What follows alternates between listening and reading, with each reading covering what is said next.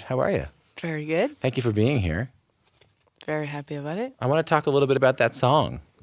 That one song you wrote while you were fighting cancer. It's called Soldier. We're going to listen to it in a moment. But before we do, take me back to when you wrote it. What was happening at that time?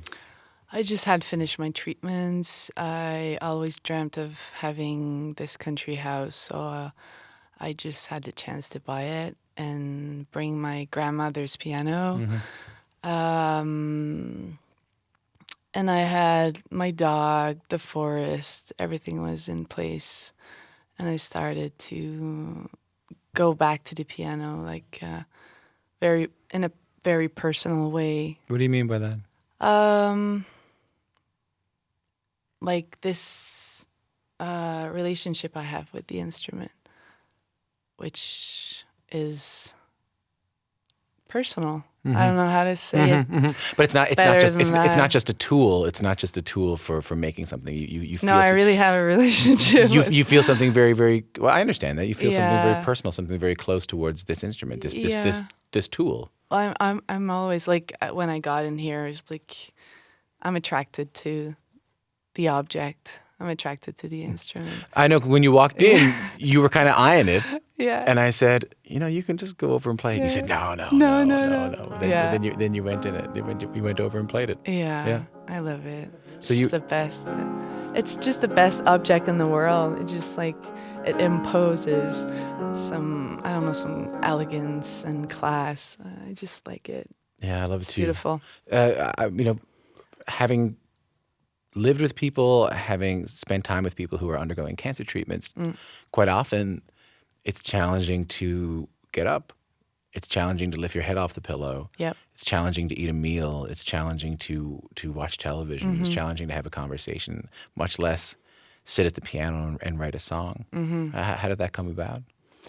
Well, I was not doing my chemo treatments at the time, so I had a little bit more energy. And it was just soothing for me to play. And some lyrics came, and I just wrote it down, and it became Soldier. It became the song that it is right now. But yeah. I mean, we're going to listen to it and we're going to get something out of it. I think that I get something out of it when I listen to it, but I can only imagine just the sheer act of sitting at the piano and singing those words must have meant something to you. You must have felt something while you were singing them. The song is about breaking the patterns. Some bad habit you have, not so great relationship with whoever. And that day when you wake up and you say, okay, that's it. That's enough. I'm going to the other level of the relationship or whatever it is. Smoking, drinking, whatever you have that you're tired of. So the song, what is the song about? Let's take a listen to it. This is Beyries with Soldier. I didn't lose myself this time, baby. I didn't lose myself. I didn't lose myself this time, soldier. I've been around so many times. I've been there so many times.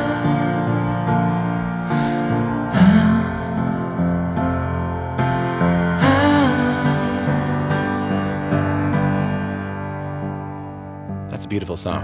Thank you. It really is. That is Beyries with Soldier. Prior to writing that song in 2009, I know that music, it was something you played for yourself, but it wasn't necessarily something you shared with other people. What was it about the process of writing this song that made you want to start pursuing music more professionally? I shared it with one friend, and she was like, wow, that's nice. You should record that. And so I called one of my very old friend who plays the bass and mixed also the album, Guillaume Chartrain. And he helped me record it. And then after I had like a very well recorded song, and I shared it with a couple of friends around me, and it's just like started like that. Is that scary? Is that scary? Like it's one Yeah, thing. it's super scary. Yeah, the minute I pressed send, because I literally recorded Soldier while I was playing on my iPhone, so it was just like very cheap recording, you know. And the moment I sent it, I was like, oh my god, what did I do? But I sent it to the right person, and she was like very kind, very happy about it. It is very scary to share your heart and your vulnerability. Yeah, Oh, yeah, I'm yeah. sorry, I have this French. No, vulnerability. Yeah. The vulnerability. Was it worth it? Did you feel? Yes. How so? 'Cause you connect deeper and in a very sincere way. 'Cause we tend to protect ourselves, and that's okay. But when you get it out completely, it's very touching. Yeah, and people can relate to it. It's not just scary to send the music off. It's not just scary to send it to your friends. You know, embarking on a career in music, no matter when you do it, is kind of a scary thing. Yeah. What kind of risks were you feeling when you decided to take the leap and do this for real? Oh my God, rejection, people judging it. Is it tacky? Is it cheesy? Is it whatever, you know? You're always hoping to be received and welcomed, but you never know. I don't mean to make any assumptions, and please tell me if I'm wrong, because believe me, I normally am. But I can only imagine that when you go through something like cancer and twice, and you go through treatments, and you're facing a lot of very, very serious questions, and a lot of very serious existential questions come to mind. That the idea of releasing music and those risks you just mentioned, maybe they're not as hard after you go through something like that. Am I right about that? You're so right. It is. So it's always about getting things in perspective. What is releasing an album compared to risking your life, you know? For some people, it's going to war. Some others is losing someone or whatever you're struggling with. I always say to myself, it's only music. Like it's the greatest thing in the world. But when I'm performing and I'm stressed out, and I want to do the best of what I can do, I always say that to myself. It's just like, yeah, relax. It's only music. It's only the worst that can happen is that you just don't screw something. Yeah. You know, Yeah, and it happens all the time. You know, so and the worst that can happen is cry, and I did yesterday at Strombo, and yeah, that's it. It's the worst. It's not a big deal, you know. So that to put that in perspective helps a lot. There's something I have a in my office just down the hall from here. I have a little thing that someone gave me, and it says, "It's only a radio show. No one dies. Yeah, It's not surgery." You know? exactly. Yeah, and after you face something like you did, to hear that perspective is just amazing. We're going to play another song. This one's called "The Pursuit of Happiness." I know you like looking for inspiration in movies, documentaries. Tell me a little bit about where this song came from. This documentary about this guy named Christopher Beck, which is now called Kristin Beck. He was in a Navy SEAL for a very long time, and but since he was 4 or 5 years old, he would pray every night to wake up in his sister's body. And I found that so touching and so moving. It inspired me to write about that. Let's take a listen to it. This is Beyries and "The Pursuit of Happiness." When we left for the summer, I wish I had that pink bicycle, go hide from the others, paint my face like a wire. you're signaling to your manager out there who is not only dancing and smiling, but singing along Oh, yeah. with every single word. You have a nice team She behind you. loves that song. She's like, it's so good. It when is. we first recorded it, I came back from the studio. I'm like, you have to listen to that. Because, I make demos on my iPad with GarageBand, and it's very, very, like, what can I say?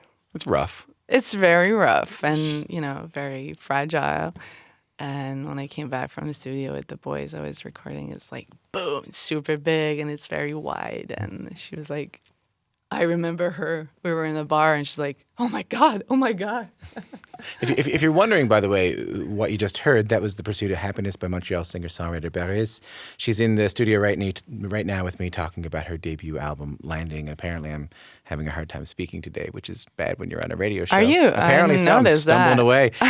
Like you mentioned, that song is about former U.S. Navy SEAL Christopher Beck, his decision to live his life as a transgender woman, becoming Kristin Beck. You talked to me a little bit about her story. I'm curious, though, what was it about it that affected you that made you want to write about it? I was a tomboy when I was young. I liked jumping, like, with my bike, and a very physical child. And I wish I was a boy, like, when I was young. It never occurred to me to be like, to push that. Like, I'm very happy in my body, but I was maybe sometimes j'enviais. I was like looking forward. You were envious. Envious Yeah. about what the boys could do. They were very free and very, like, I don't know, powerful maybe more than I could as a girl. And I think that's what was touching me. And I just started reflecting about the fact that pushing a thing to the limit where you're not happy in your body, that must be the worst thing ever.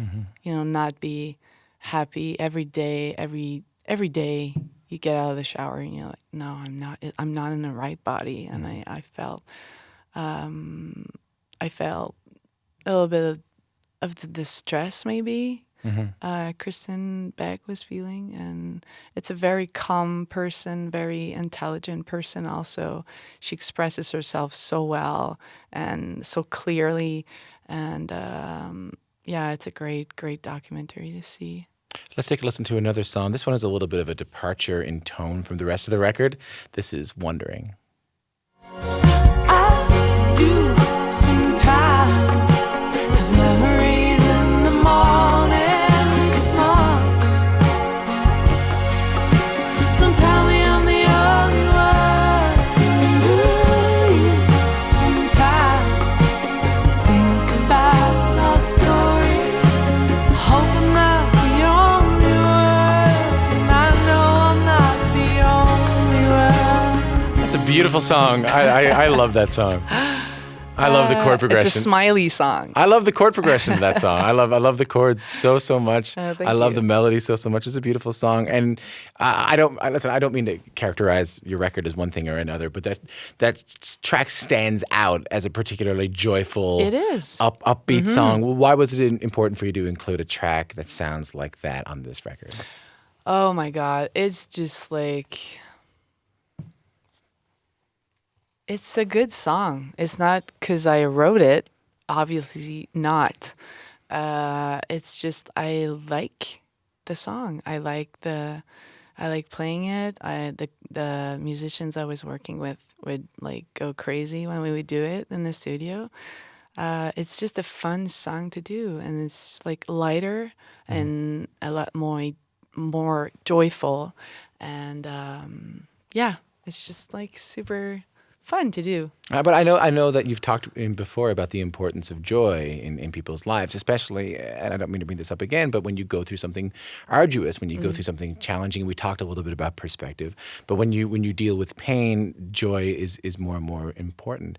What brings you the most joy? I would say something very obvious but little things like doing my smoothie in the morning makes me very happy. Walking in the woods. I used to walk with my dog when I had one. Watching a very good movie, having a great conversation with a great guy like you. Oh, that's very nice of you. Thank Oh, you. yeah. Well, it's just like little small things like that, or big things sometimes. But it's just like, yeah, just playing piano, writing songs, just the best thing in the world. Does joy feel different now after you survive something like cancer? I feel it much more deeply, maybe. And I have a lot of gratitude, maybe, towards that feeling. Yeah, much more connected, maybe. Yeah. I can only imagine that the little things seem bigger. You're sensitive, much more. I feel much more sensitive now than I was before.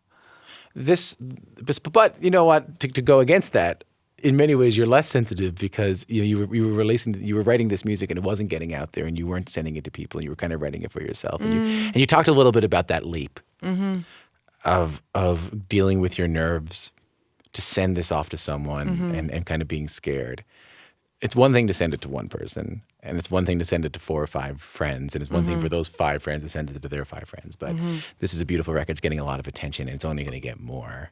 As someone who was a little bit afraid to put it out there first, how are you feeling about this record right now and the fact that so many people are going to get to hear these songs?